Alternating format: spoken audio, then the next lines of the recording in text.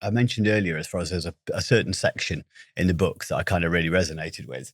It was about, you're talking about internal meltdowns and self-harm. It says, I knew what being good looked like at school. It looked like sitting still in a chair, doing schoolwork quietly and not getting into fights with other kids. It also meant achieving and making your parents proud, not something that I could claim.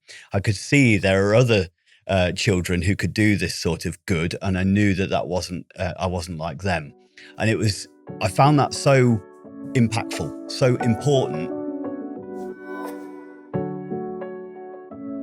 If you are caring for someone else, whether paid or unpaid, and no matter how many hours you do it, did you realise that you may be missing out on thousands of pounds of discounts for things that you may use every day? The Able to Care podcast is proud to be sponsored by the UK's #1 carers card. Started by two best friends who recognise that carers deserve better and are 100% committed to helping to change the lives of all carers and bringing them together as a strong community. Carers Card UK provides support, recognition and rewards. It offers reassurance by providing an ID card that helps access emergency information when needed, while also unlocking discounts, a wellbeing hub, a carers circle tool and a community through their app. All of this for less than the price of a box of chocolates a year. There are discounts on gym membership, days out, electrical goods, clothing and even glasses. Let others know you care while taking a little care of yourself with an ID card you can be proud of. Visit carerscarduk.co.uk/promo code/able to care today to order yours.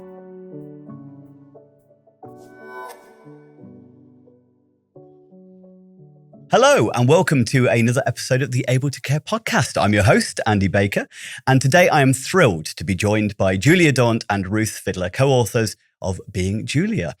Julia was diagnosed at 12 years old with a condition called Pathological Demand Avoidance, as well as ADHD and psychotic episodes, and has courageously shared her personal journey of growing up with PDA in a world that often struggles to understand it. Julia is now a PDA advocate, public speaker, and blogger. Her story explores the challenges she's faced from childhood into adulthood and how she navigates daily life. Ruth is an experienced education consultant with over 22 years of experience. I think it's worked out about 32 years you've been doing it now, or something like that. I did some calculations. Working in special education, specialising in autism, PDA and emotional wellbeing. She now works across the country, providing training and consulting around these subjects. Together, they've written Being Julia, which I have my copy here, which offers an intimate look at Julia's life while providing invaluable insights and strategies for understanding and supporting those with PDA. So thank you so much, both of you, for travelling over and joining. It's really appreciated. So I'd love to kind of start off with the book a little bit and then we'll dive a bit more into PDA if that's okay. So obviously, it is quite a deeply personal book, like really delves into all of your history and all of your life, Julia. Would you mind telling us kind of how you guys met and how you came to write it and put it together? Yeah. Well, we met quite a long time ago, at least 10 years ago, probably. And we've sort of done various projects together and given various talks and various conferences together. And then quite a while ago, you said to me, didn't you? Oh, I want to write my story and would you help me? And obviously I was thrilled to have been asked. But we didn't really get something publishable on paper for quite a long time. And then came lockdown and we were in touch with each other and we said, right, come on, if we don't do it now, we never will. Yeah. So while we were all stuck at home, that's what Julia and I worked on. And we kind of flipped how we had been approaching it, because before that time, I'd felt very much that I didn't want to take over and I didn't want to patronize you in any way. So I'd very much said to you, well, you write something and then I'll have a look at it and we'll do it that way round. But actually, with hindsight, that put quite a bit of pressure on you to come up with the content, which didn't work. And also it meant that I was editing what you'd written, which was less comfortable to you. So we flipped it and we decided together what the topics were that we wanted to cover. And we determined a bit of a structure for the book. Mm. And then we'd have phone calls every week, didn't we? Yeah. Every Friday at 10 o'clock. And you phoned me when you were ready. I don't think it ever was 10 o'clock, but it was a little after. Yeah. Because you're brilliant at just talking on the phone. And I gave you a choice of, do you want to talk about this today or that today? And I'd be frantically writing it down.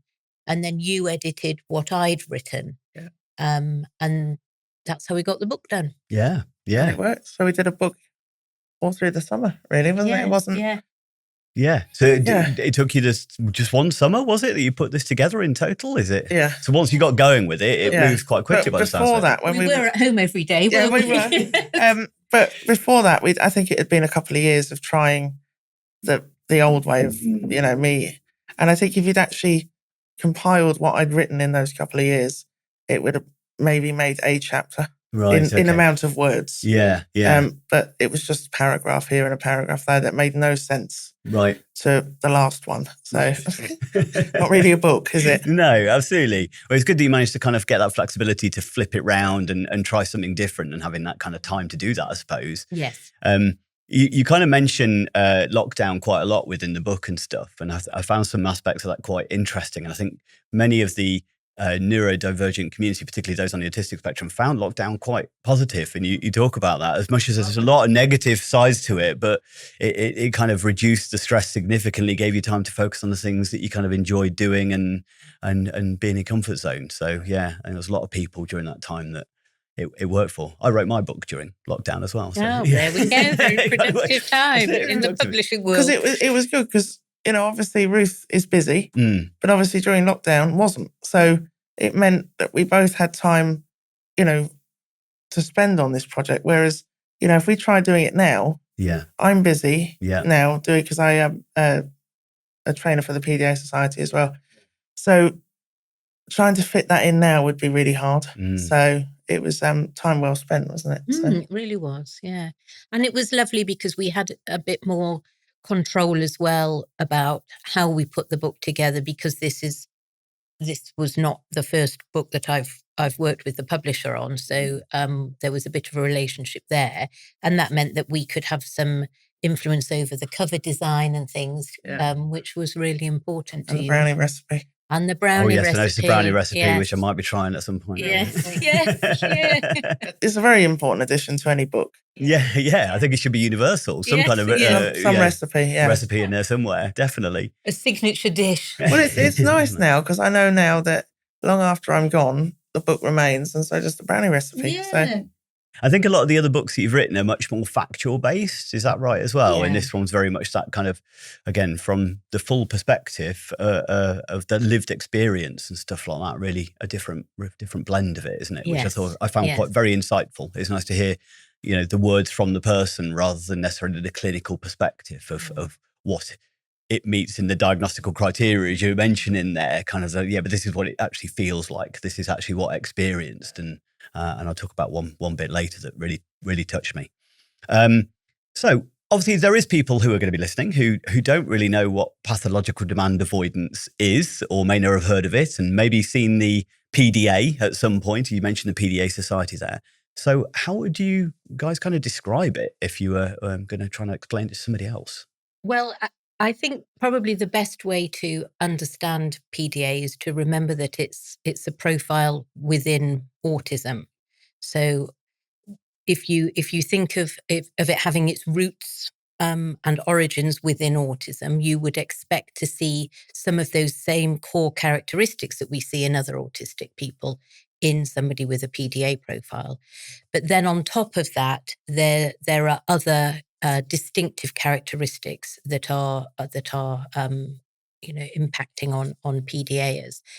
And those are that some of those are that there's a different emphasis in how their core autistic characteristics come through. So there's a different quality and emphasis in their social interaction.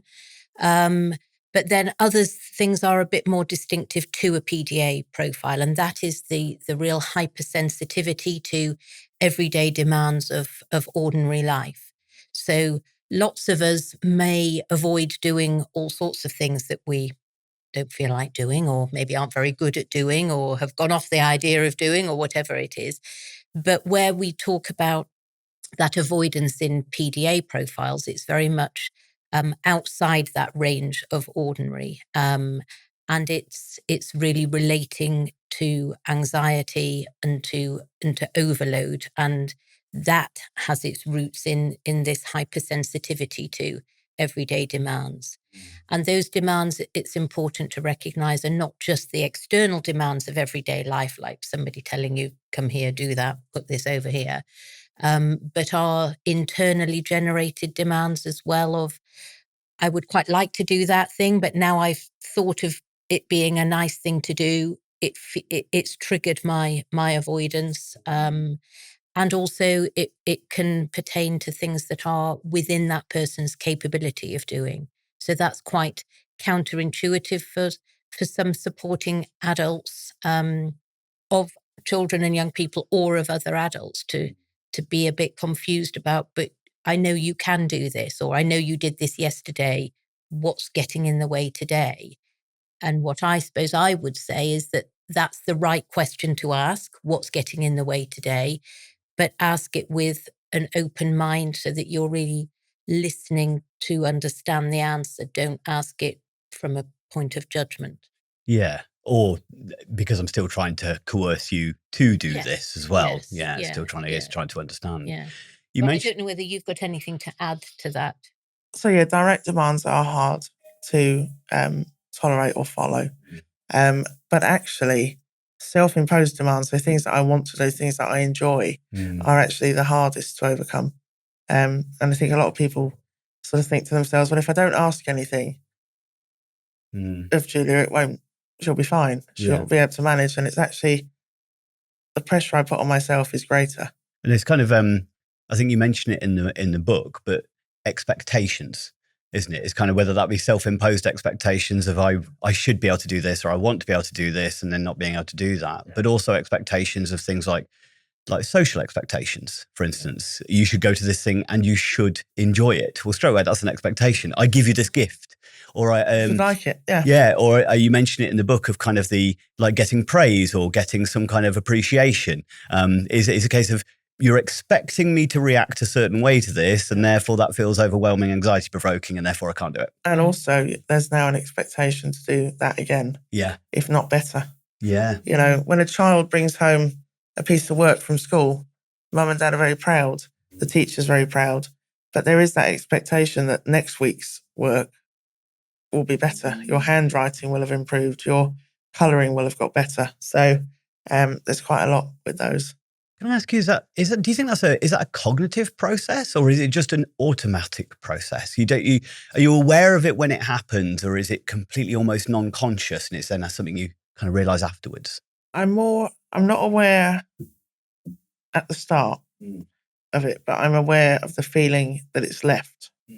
So if that makes sense. So I'm not aware that I'm overwhelmed at the time, say a room is clapping. But it's after I'm like, okay, that was too much, you know. Are you able to describe the feeling that you have? Is it a tiredness, like a reduction in energy? Is it kind of almost the anxiety response that kicks in afterwards? It's anxiety. It honestly feels like my skin is crawling. It's that uncomfortable. It's almost like a lack of self-esteem, but that's not something that I actually have. But it is that very uncomfortable. You know, like how some people, when they're given a compliment, they just, no. And it's that kind of, but bigger. Yeah. That's exactly the analogy I was thinking of, like when people, you look lovely, and they do, don't say that, I don't like compliments. And yeah, exactly. And I know I've experienced that to a little bit degree, as you said, but it's the amplification of that, isn't it? And that's, obviously you mentioned in the book about the terminology, the language. And I think there's some people who, the language that's used, pathological demand avoidance, does sound kind of almost slightly negative or slightly derogatory. But I think you mentioned in the book that it's actually quite an important use of the term, isn't it? Because it's the pathological bit is detrimental to, you can't do things you want to do. And it's in everything. Yeah. You know, if I was just to say I was demand avoidant, well, that could be just over filling out my tax return. It doesn't give someone that magnitude. So it is with everything. It's not, I can't cherry pick. I can't say, well, today I'm only going to avoid this and this, but I'm going to do these things. It's, yeah.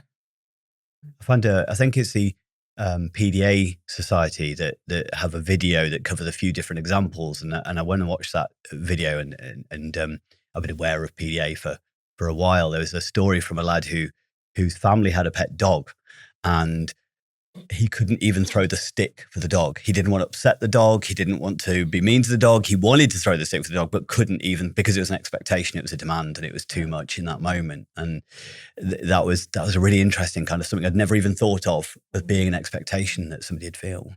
And I think it's really important to reflect on what we actually mean by language as well as what we don't mean by language. And we certainly, there's no sense at all of pathologizing individuals. Yeah. But it's about looking at the way that anxiety and that demand avoidance expresses itself, and it expresses itself to a pathological degree, i.e. it's a core part of that person's neurological makeup, and it's exactly as Julia says, it's sort of outside their deliberate choice or control, and often to the point that there are things that are avoided that are against their best interests, or things that they would enjoy. Yeah, a lot of PDAs, I'm quite bad with drinking, so I will avoid drinking. Some PDAs might avoid going to the doctor, even though they really need to. So it can be all sort, as well as avoiding tax returns, obviously. They're always avoided. Yeah. We're all up at midnight on the last day, aren't we? Yeah. But it's I don't even need to say anything out loud. I can just think to myself, I'm going to go in the craft room today. And as soon as I've had that thought, it's like, no, not now, you're not. So that's quite frustrating. Obviously, in the story that you talk about, obviously, this was something that was not really understood. It was very early stages, that was kind of being recognised and being aware of. You obviously experienced a lot of people not understanding you. Yeah. In your early life. Would you mind kind of expand that? How were you perceived by others through the journey that you went through? How do you think people thought of you? I think they were puzzled by me, certainly. A lot of teachers were scared of me. And there was a lot of blame from them, blaming mum. And yeah, I was just treated as naughty, really. That was pretty much it. So, but yeah, there were a few compassionate people along the way who didn't know that I had PDA. But they knew that it wasn't deliberate. Yeah. They didn't know what to do with me. But they knew it wasn't a deliberate thing, and they tried their best. But obviously, if you don't know what something is, you can't help someone, can you? So, yeah. It was interesting. Yeah. And some of the things that you've shared with me over the years very much come from that position where, particularly when you were a younger child, that people were just looking at what was happening. They weren't really asking, why is this happening? Yeah, well, they didn't in those days, did they? It was just you were naughty, go and stand in the corridor or face the wall, or, yeah. Spent a lot of time doing that. Yeah, I can imagine. Yeah. Yeah. There's a story in there, actually, that where you were sent to the headmasters or whoever it was for however many times, absolutely, and they kept the notes that were a letter home or a disciplinary right next to the cupboard that also had the rubbers that were kind of for rewards and stuff like that, and it was quite poignant the way you kind of said, I always hoped for the rubbers, but I think you said you had one in the whole time you were there. Yeah, and one in about 2 years of schooling. So yeah, so it sounds like you got a lot of attention. I did, but it wasn't. I did. I was sent home on average 2 or 3 times a week. Really, it's quite a lot. It's always a shame when that attitude pertains to young people nowadays still, because it's not just that people have missed asking the why question. Yeah.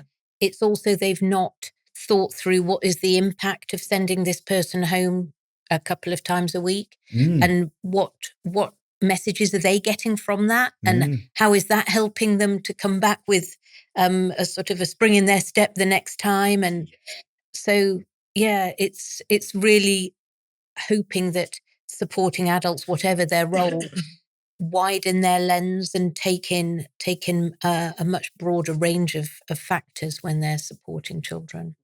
One of the things that I kind of picked up in the book, and maybe I felt some empathy towards, I hope you don't mind me talking about your mum. Obviously, there were some challenges she went throughout. There were some bits in there where I kind of like, what an amazing woman in some way. She did some amazing things, and maybe she learned to understand you better throughout your life. Do you think, did she go against the grain, or did she start to listen to certain people? Or no, she I think I was about 7, and she'd been trying obviously for 7 years to get me to go to bed. Yeah. And she just basically gave up. I said, right, I've had enough. I can't get this child to bed. She knew nothing about PDA. She knew nothing about autism or ADHD or anything. So it was literally her giving up. So what she did was she brought me a little television and said, I don't care what you do in your room, but you have to be in there by 8 and don't come out. So I did. So I stayed up watching telly, and in true PDA style, I learnt by natural consequences. So obviously I stayed up the first few weeks watching telly till 4 a.m. Then I'd fall asleep in class, which I didn't like because I quite enjoyed school. So I soon got myself into a routine of going to bed about 9 o'clock. So once my mum inadvertently started using PDA approaches, it did get a bit easier. But yeah, my mum, just out of frustration, was just trying the opposite, because I've got two older brothers. So I came along and she's like, well, none of this is working. It worked before. It doesn't work now. So, but yeah, she did, I think, start to believe them, that it was all her fault.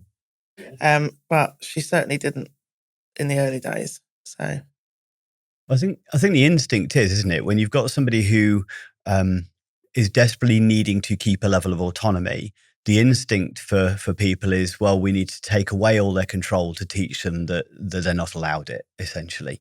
And that's where the whole kind of your punishment reward parenting, the typical punishment reward parenting kind of comes into play, that most people are kind of, you do something good, you get a reward, but you do something bad, there's a consequence. And they think that all children should learn from that. And that is the approach that works worst, probably, isn't it, for individuals with a PDA profile? It is, and for children in general, I think. I mean, my mum did try all that, grounding and smacking and taking away and, punishing by, you've got to do the washing up. Well, she had no plates after that, so because I just smashed them all. So, it didn't work. She did try everything, traditional first. And but I think children in general benefit from a level of autonomy. To me, there's nothing wrong with saying to a 4-year-old, would you like a ham or a cheese sandwich? What's the harm going to happen by allowing that child to choose? So, yeah, I'm quite big on that. There's quite an interesting strategy in it, and this would be great to get your kind of feedback. And I know, obviously, you work with the PDA Society and stuff like that, and or my mindset that if a friend came around my house, I wouldn't go, "You're having ham." I'd go, "Would you prefer a cheese or a ham sandwich?" And there's a theory, and I don't know whether this kind of meets your experiences, but you don't see yourself as a child against adults. You see yourself as an equal adult, and they should be treated equally. So therefore, if I was looking to go, "Hey, do you fancy going out?" I wouldn't go, "Right, you're going out." I'd go, "You fancy going out to another adult?" Would you say that's true? Does that feel like it kind of resonates? I still don't recognise age in people. Is that where we're going? Yeah, that's where we're going. So I was talking about this the other day, and I've got friends in their 60s, and I count a 9-year-old as a friend, which might seem odd, but I mean, yes, I do obviously see her differently because, when we look after her, obviously I've got to make sure she's safe, etc. But when it comes to having a conversation or playing a board game, I just see her as a friend I'm playing a board game with.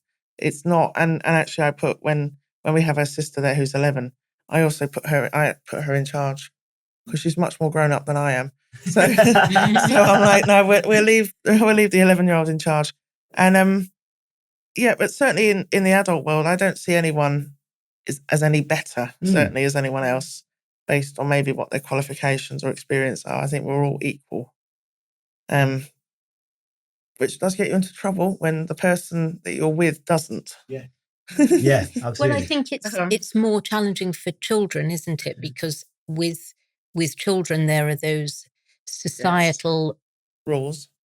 Yeah. Expectations, norms, whatever you want to call them, that basically the adults are in charge and the children are meant to do what the adults say. But don't worry, because one day you'll be an adult and then it will sort of go on and on. Absolutely. Yeah. And that's all very unspoken, isn't it? I think there are some real advantages to it, and that is the sort of that freedom, that sense of freedom to speak truth to power and to disregard hierarchy and challenge some of those societal norms, etc., etc. But sometimes it can also be indicative that there might be underlying issues for that young person on not quite understanding themselves and not quite having that sense of their social identity and where do I fit into my wider network. So it's balancing those two things. I was also going to add that a bit controversial, but I never used to stand up for the national anthem because she was just like me. She wouldn't stand up if I put my song on, would she? So was my. I mean, I do it now because it's easier just to follow with that one because otherwise you get some glares if you don't stand up for that. Coming back to children in school, there are often expectations where if the head teacher walks in, everybody stands up. I didn't. Yeah, I didn't. I refused because we didn't have to do it when the teacher came in.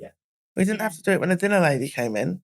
And you're talking to me about respecting adults. And I'm like, but why is this adult better than the ones who I saw actually do work? I mean, I know the head teacher does actually work, but you don't see it, do you? As a child, you don't see any effort. They do a lot. We know this. But as a child, we know this now. In a child's black and white view of the world, my teacher works hard. The dinner ladies work hard. The head teacher just walks into rooms and goes back out to stand up. So I had a big difficulty with that because I was like, well, that's not fair. So I just refused to stand. So when I was small enough, they did used to make me stand, but I've always been quite tall and chunky. So there came a time where they actually couldn't do it anymore. The physical standing, but I just didn't see how it was fair.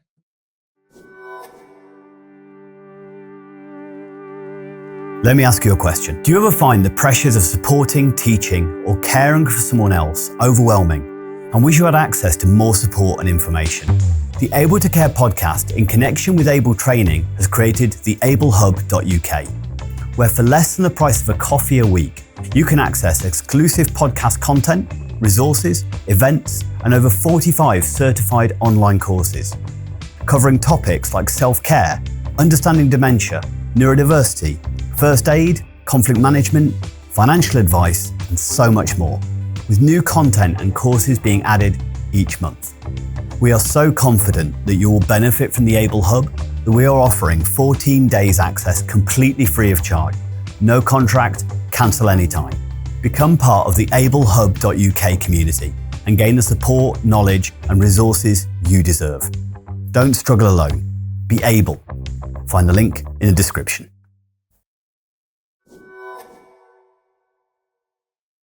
So obviously we've talked a little bit about some of the challenges and the perceptions that people have or misinterpretations that people have of individuals with PDA, just naughty or difficult or however they perceive them. And we talked about the certain strategies that don't work very well. So what does work better? What have you found for yourself? And also obviously both of you kind of work with a PDA society. So I'm sure you've learned a lot through that as well. For me, as much autonomy as possible. So obviously that's easier as an adult. Because obviously, when you're a child, you're dictated to when you go here, when you go there. So I do have a lot of support with things like paperwork. Certainly with my work with the PDA Society, my husband Paul sends in my invoices and my timesheets, and he keeps on top of those. So because I wouldn't remember, for one, what I'd done this week, let alone how long that took me to do.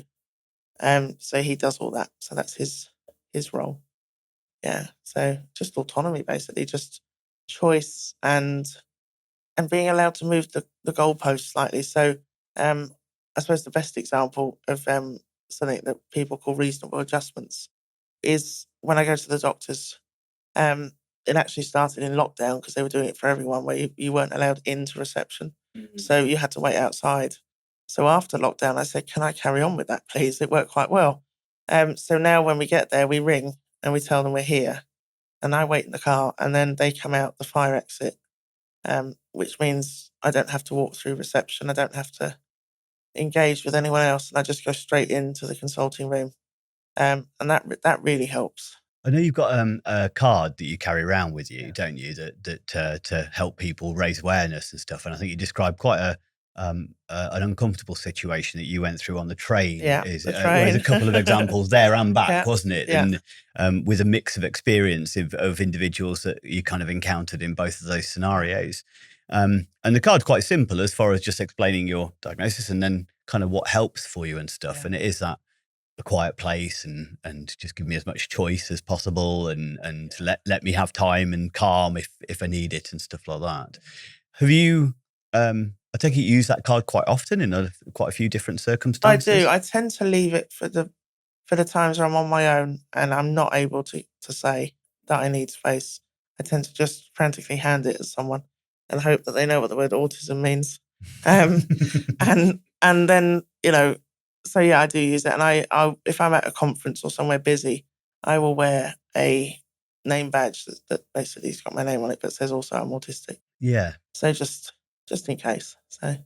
But it sounds like you have quite a few advocates around you as well that kind of support you in that, like yourself, Ruth, and also your partner Paul as well, has become kind of integral to some degree to kind of helping you kind of navigate the world. Yeah, and also you mention him quite often in the book, and it's lovely to hear that kind of serendipitous event and the explanation of, are you ready for this? Because I've got this and this before in a vocal.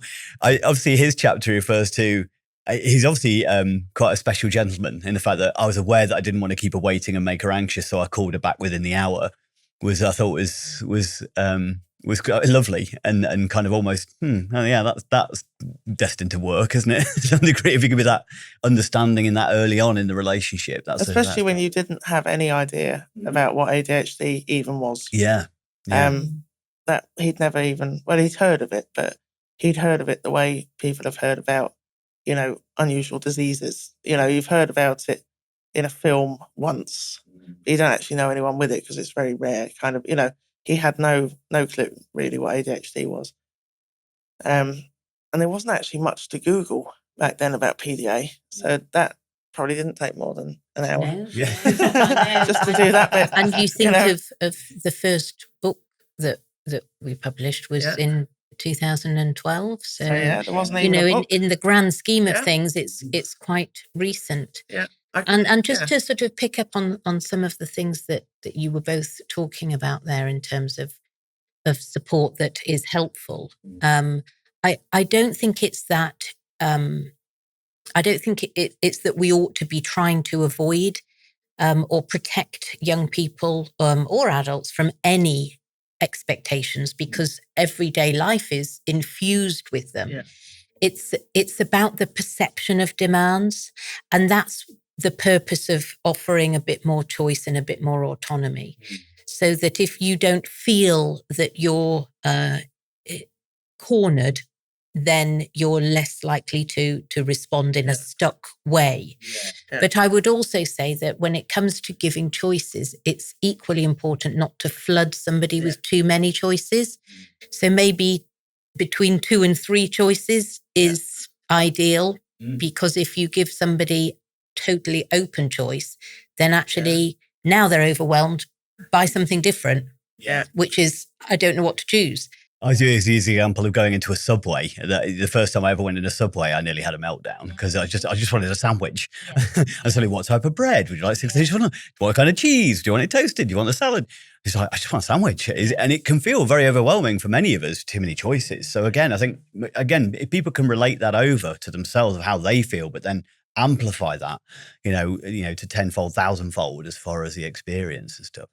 One of the things that you mention in the book, put in the book, you've got a kind of a dial analogy as far as looking at kind of the expectations and the resilience to be able to cope with those. Would you mind just expanding on that a little bit? Yeah, I mean that's an analogy that we've used for a long time in our work, particularly my colleague Phil Christie and I, and I'm hoping that sort of message is getting out there now. But this idea being of viewing the dynamic, if you like, as two old-fashioned radio dials, where one dial measures the individual's tolerance to demands, and that, of course, is going to measure their perception of demands. It's also going to measure their internally generated demands and the demands of their sensory system and everything. And then the other dial measures the amount of demand that the people around that individual and the environment is giving out. And the idea being that you try and synchronize those dials as closely as possible, so that if somebody's tolerance to demands, to uncertainty, to environmental expectations increases, then you can be more flexible about increasing the amount of demand placed upon them. But we also have to recognize that one of the diagnostic characteristics is that they're likely to experience sudden changes in mood, and so that can affect it, the dials quite quickly. And so what we would need to do is remain responsive, remain really tuned into that person. And that also suggests a rationale about why it's so important to build trusted relationships with individuals, because most of us are likely to feel more regulated and more open to expectations if we're with somebody that we trust. And if there's that sense of alliance of, we're doing this together, how are we going to get through it? Or there's I'm your safety net. There's a line below which I'm not going to let us fall. So all of those things combined together will support this idea of synchronizing the dials. It's a much more kind of collaborative approach, isn't it? Of kind of like it's me and you in this together, rather than just kind of, again, the expectation on the one individual to cope with it. And I suppose either parties as well, from others watching on, it isn't one or the other. It's a collaborative approach between the two. Absolutely. And that's why we taught, in fact, one of the books is called Collaborative Approaches to Learning. Yeah. Because it is exactly trying to get at that, at that principle, and particularly collaborating with the young person or the individual PDA, but also where they are still younger, to collaborate with parents, because it's not out of the ordinary that children and young people might come across very differently at home to how they are at school. So to really listen to parents, to believe parents, and to have a holistic view of this person in the round, not just what they're like during those few hours in a classroom. When it comes to the demands, I think obviously there may be a perception that, so if they're pathological demand avoidance, the individuals can't cope with any demand, but it's a case of, it's almost like a threshold of demands, isn't it? I heard it described like a clicker. Like, I can cope with 20, but it depends on how intense they are. Or I use the example of like, and I think you might mention this within the book actually, as far as like a bucket, a threshold, a bucket, and every demand is like either an amount of water. So direct demand might be a larger drop than an indirect demand, or a self-imposed demand might be, as you said, or even worse. So it might be like a full glass full, and I can cope with a certain amount of liquid. And I think you have a diagram in there as well of kind of then re-regulating, and then I might be able to cope with some more, but that could be the next day, or it could be next week. And it also obviously depends on how much is emptied from the night, the day before. So if it's still very full, it's not going to take much the next day to overflow. So, which is why so many PDA, as Ruth mentioned earlier, we know how to do things and we're able to do them sometimes. And that's why sometimes you get with the PDA where they've done it yesterday, but they can't do it today. And there's that confusion then. As you know, from professionals working with them, it's like, well, they did it Monday, why not Tuesday? So what helps to kind of then empty that bucket or reset or screens. Right. I must confess, it's Murder, She Wrote and Judge Judy. And they just work for you, so it's almost. Do you think is it almost just being able to switch off at that, or do you still engage in them? And there's no surprises. Yeah, I know exactly at what point everyone's going to do whatever they do. Predictability of it. Yeah. And because I've got ADHD, I very often have forgotten who the murderer is. So I still get that element of like, oh, Still get the dopamine hit from a surprise. Didn't see that coming. Even though I've seen it, 200 times, I still forget. It's going to be very different for different individuals, and Julia is very self-aware and very mature, and has learnt all of that over the years. And you've learnt it the hard way, really, haven't you? Yeah, lots of burnout. So for any individual, for any of us, we regulate in different ways, and we need different amounts of regulation before we're ready to go again. And particularly when children are younger, what we really want to prioritize for them in their childhood years, as it were, is helping them understand themselves and helping them know what works well for them and what they can access in different environments or in different circumstances as well, so that they can improve their own emotional well-being and start to flesh out their own suite of tools that are going to prepare them for the rest of their lives. One of the things that's mentioned in there, the Montessori school that you went to in early stages, that you actually found, I think it was when you were very young, wasn't it? Was it nursery? Montessori nursery? They take you from 2.5 to 5. And you found that, or you remember that, I think, which is a very young age to remember. Yeah, absolutely. But you found that quite a positive environment, and the approach works quite well for you. Yeah, and again, it's another example of my mum knowing that, because in those days there was very posh private nurseries with, professional people. Then there was playgroups, and she couldn't afford the posh private nursery. For sort of where both parents work, kind of, and and playgroup was just a group of mums with some toys and a village hall. There was no structure, and she knew I wouldn't cope in that. So she was looking around thinking, well, she needs to socialise because my brothers are 10 and 11 years older than me. So I didn't have a sibling at home that I could play with, and so she saw this advert for this Montessori, and she's like, well, what's that? So she went along, and it was really good setting for me. It cost her a fortune, right? Okay. And actually worked out to be more expensive than the nursery. So right, but it was what I needed, because you could leave lessons, you could just get up and leave and go into another room and do another. There was nobody going, oh, come back, you've not finished. And I was learning French and all sorts of, very, very posh toddler. Yeah, very, very posh toddler. But it was good. And but even then I managed to escape twice. Okay. It wasn't far from home, but I did go home. Right. So. Before the age of 5. Wow. Yeah, I was leaving the house at midnight from like 2 onwards. So. But again, it sounds like there's a maturity, the behavior that, that's not typical 5-year-old behavior. That's maybe you'd be expecting that more 11, 12 kind of might get that at school. And then obviously, but 11 and 12, you're engaging in behaviors that were more typical of maybe 16, 17, 18-year-old and stuff like that. There seemed to be a maturity that drove through, or a self-perception of maturity. Yeah. I don't know. It was, I even managed at 2 to close Gatwick, or 2 or 3 to close Gatwick, because I went missing. So they closed all the doors and delayed flights until they'd found me. So that's one of my greatest achievements, I feel. So when you're helping others, when you're working with others, teaching others in the, obviously teaching for yourself and working with the PDA Society and stuff and educating, what are the kind of main messages that you try and get over to, whether it be parents or caregivers that are struggling to know what to do and how to help?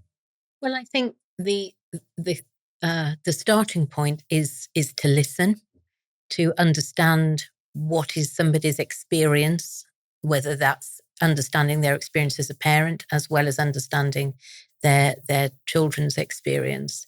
It's also to help give them useful information, so information about understanding PDA, and you can hear so many examples running through Julia's story of where that understanding was missing or lacking, that actually it led to really unhelpful interventions or judgments.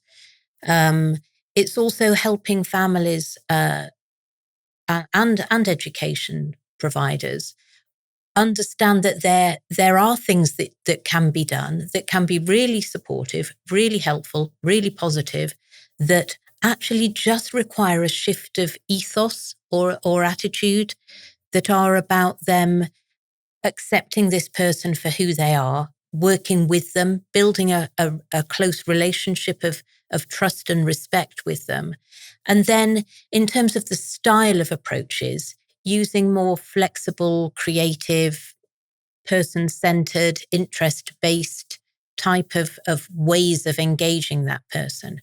Because invariably, I don't know how many autistic and PDA individuals I must have known over the last 35 years, quite a lot, I imagine. I've never yet met somebody who doesn't want social relationships and doesn't want to do well in their own way and isn't interested in learning.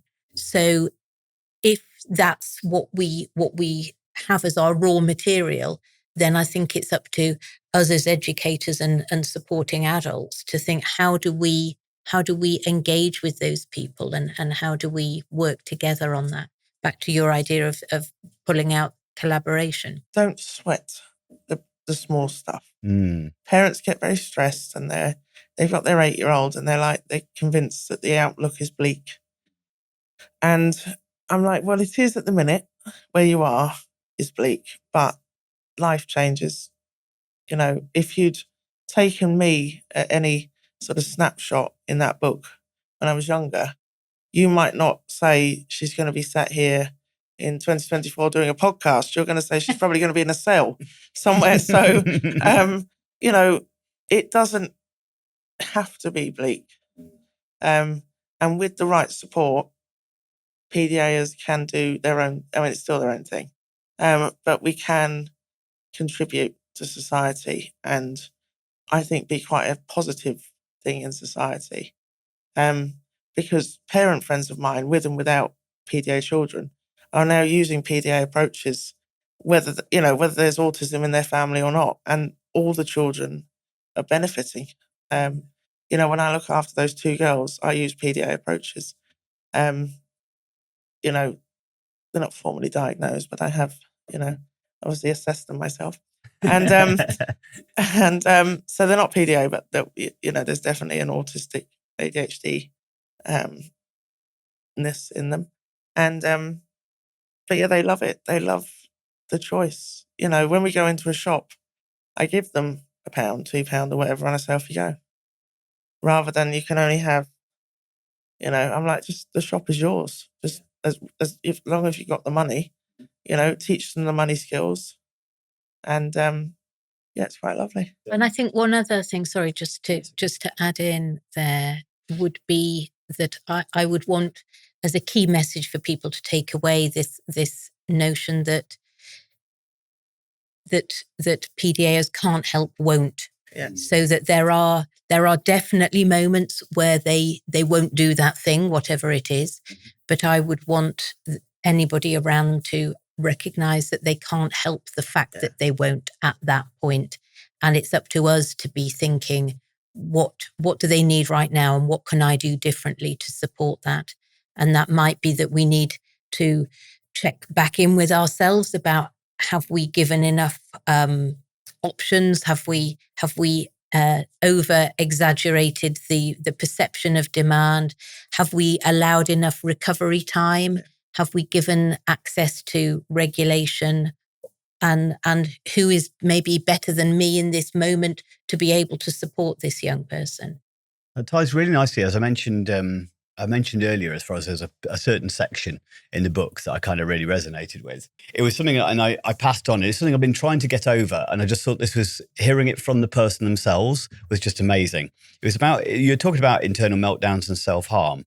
It says, I knew what being good looked like at school. It looked like sitting still in a chair, doing schoolwork quietly and not getting into fights with other kids. It also meant achieving and making your parents proud, not something that I could claim. I could see there are other children who could do this sort of good, and I knew that wasn't I wasn't like them.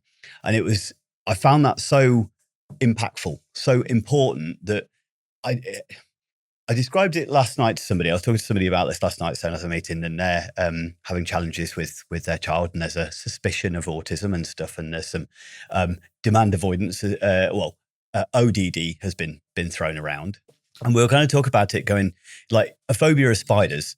Like, anybody who has a phobia of spiders logically knows it can't hurt me. I know it's silly. I know it's irrational, but that doesn't stop you desperately wanting to running away and every part of your soul wanting to kind of think. It doesn't matter whether you know it logically. You can't help what your body does as a result of that. I felt that's the same. I know how to be good. That doesn't mean I can help what my body does and my brain does in that moment that inhibits me from being able to do that. It's not a choice, no more than you being afraid of the spider is a choice. Yeah. To me, to not avoid demands would be like if I said to you, don't breathe. Like, it's as natural to me as breathing is. It's not, it's not, I don't sit there and I think, right, today, don't fancy that, so I'm not doing it. I mean, there are days, and Paul can tell when I'm being demand avoidant and when I'm being lazy, because normally if I ask him to do something and it's because I just can't be asked, there's normally a giggle at the end. Yeah. So I say, oh, can you take the bins out? Ha ha, and he's like, yeah, okay, fine, this once. Yeah. So, and usually when I ask people to do something for me because I'm unable to do it, it's usually followed by either a sorry or a thank you, depending on what I've dropped them in. Yeah. Because it might be very short notice. It might have been a form that I've had a week to fill out. I've been trying to do it myself, and then I tell Paul we've got 10 minutes, and he's like, "Great, thanks for the." And that's back to the point about it being pathological in its nature, isn't it? That it is that integral part of somebody's wiring and their profile. Yeah. I don't want to let it be down. I don't want to be bad. I don't want to not do this, but I just can't help it. And you don't realise you're avoiding until you're actually doing it. And then you're like, oh, here we go again. Yeah. And just to also pick up one other thing from your spider example, actually, if somebody is really anxious about spiders, they become quite hypervigilant if they're going into any new room. Well, is there one in here? And where might it be? And was that one? And and so that degree of hypervigilance, whether it is deliberate or not, cognitive or responsive, is actually exhausting.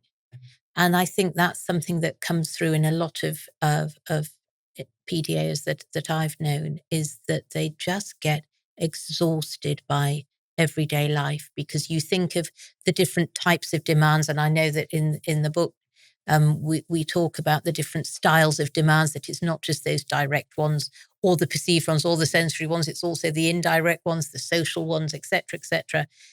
Those pertain to every single day, and particularly for children who tend to have a bit less control and influence over their life, and particularly around school, because whether you had a brilliant day yesterday or a really tough day yesterday, you're still expected to go back to school tomorrow. And to sort of explain demands a bit, there's something we use in training, which is we ask the attendees, how many demands do you think there are in the process of making toast? And I joke and say 1 because I just get Paul to do it. But they've worked out to be between 35 and 40 individual demands within that one process of just making toast. So there would be like the example, what bread do I use? Is it in date? What butter do I use? Do I want anything on it? How long do I toast it for? Do I cut the crusts off? Do I want triangles or squares? Just the list is endless. And all those tiny little demands within that one process of making toast all adds to that bucket of water. So that's why demands within demands are harder, So that's why most PDAs struggle with, not so much with one slightly larger task, like filling in a form. That's not too bad. But they struggle more with washing, dressing, eating, those things that have so many. I mean, if you think when you're in the shower, you've got to get undressed, you got to turn the shower on, you've got to get in, you've got to wash. How do I wash? What shower gel do I, lots of little steps in order to have a shower.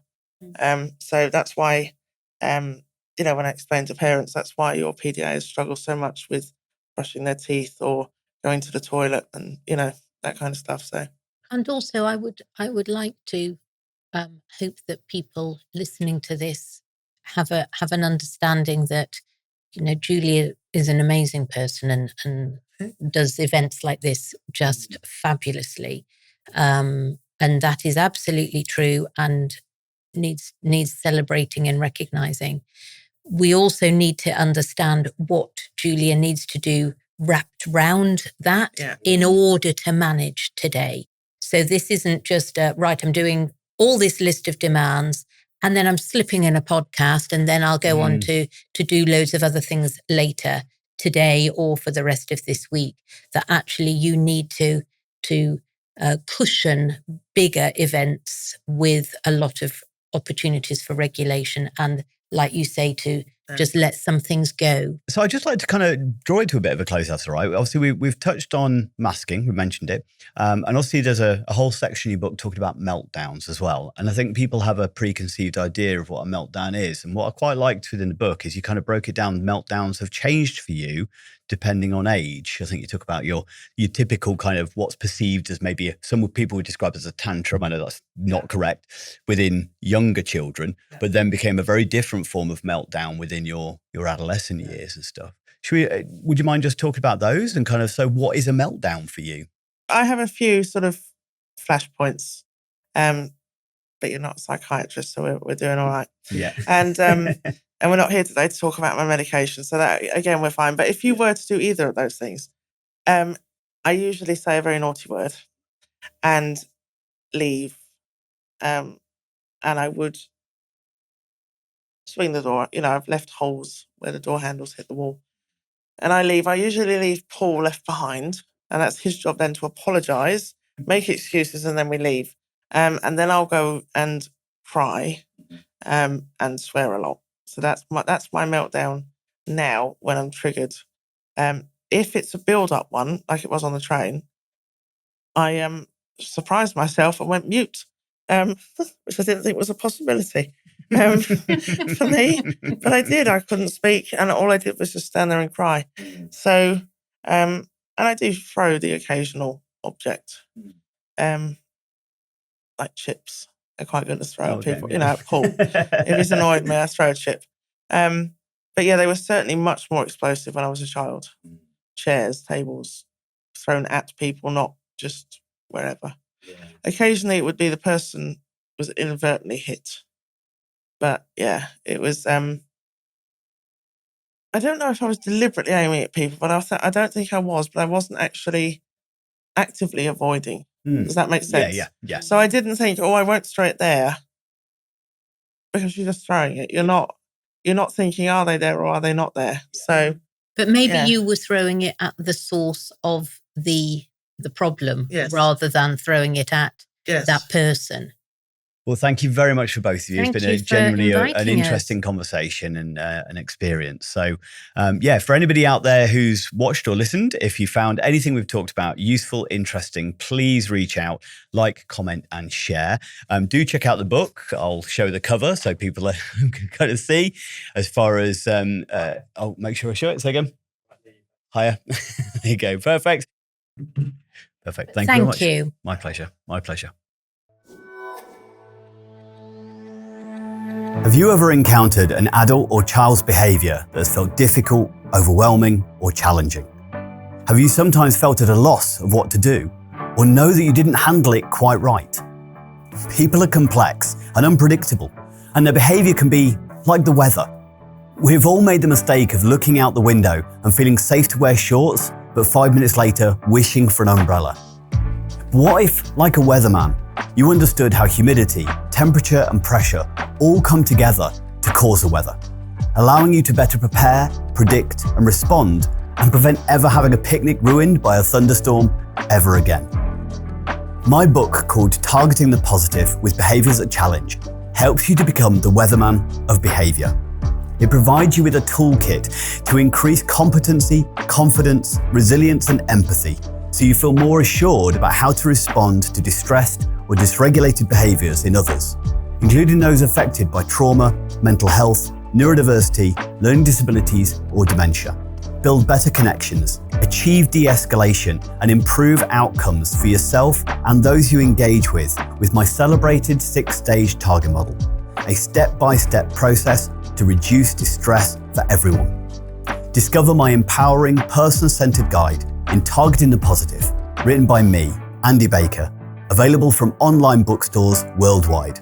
Find a link in the description and order today.